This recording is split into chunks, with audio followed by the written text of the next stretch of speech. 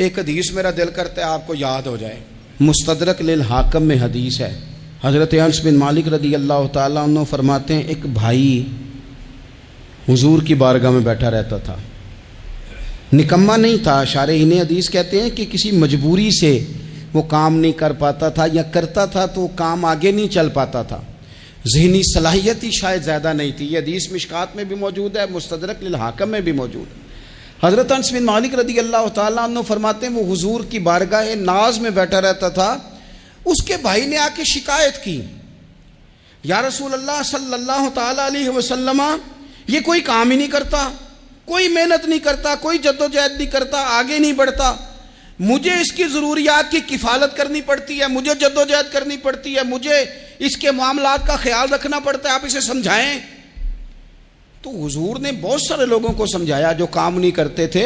हमें सियासता में वो हदीस भी मिलती है जिस बंदे को नबी पाक सल्लल्लाहु अलैहि वसल्लम ने कहा था कि तेरे पास जो भी घर में है ला, तो वो प्याला और कंबल लाए थे। हुजूर ने बेच के कहा था जा कुल्हाड़ा खरीद के ला और लकड़ियाँ काट के तो बेच के अपना और अपने घर वालों का पेट पाल। ये सारी बातें अपनी जगह पर यहाँ नबी पाक ने एक रूहानी मसले का हल भी बताया। अल्लाह के महबूब अलैहिस्सलाम से अर्ज की, हुजूर ये यहीं बैठा रहता है और सारे ही काम मुझे करने पड़ते हैं। तो हुजूर ने नज़र मुबारक उठा के भाई की जानिब देखा जो भाई का शिकवा कर रहा था।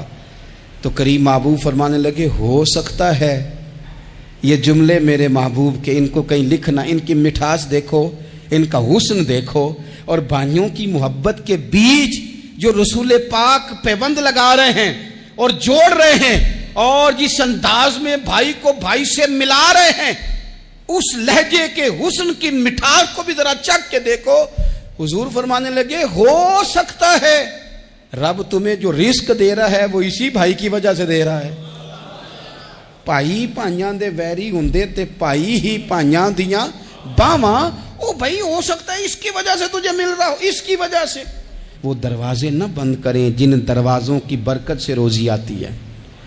कभी भी वो काम ना करें जिन कामों की अगर आपको कल तक बरकत थी, कल तक काम ठीक चल रहा था, कल तक निज़ाम बेहतर था, और आज आपको महसूस होता है कि कहीं कमज़ोरी आ गई है, कहीं हालात उस तरह के नहीं रहे, तो फिर आप गौर करें कहीं ऐसा तो नहीं किसी गरीब का आपके घर से रिस्क जाता था और आपने बंद कर दिया, किसी की मदद होती थी आपने बंद कर दी, किसी के साथ शफकत होती थी आपने बंद कर दी, कोई शख्स आपकी वजह से तसल्ली में था और फिर आपने उसे तकलीफ में डाल दिया। अल्लाह के महबूब ने फरमाया, तुम्हारे कमज़ोरों की वजह से तुम्हें रिस्क दिया जाता है, तुम्हारे ज़ईफ़ों की वजह से तुम्हें रिस्क दिया जाता है।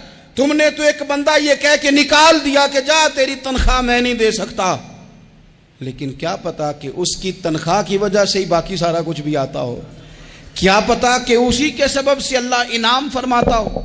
लिहाजा इन रूहानी मसाइल का भी थोड़ा सा ख्याल करें।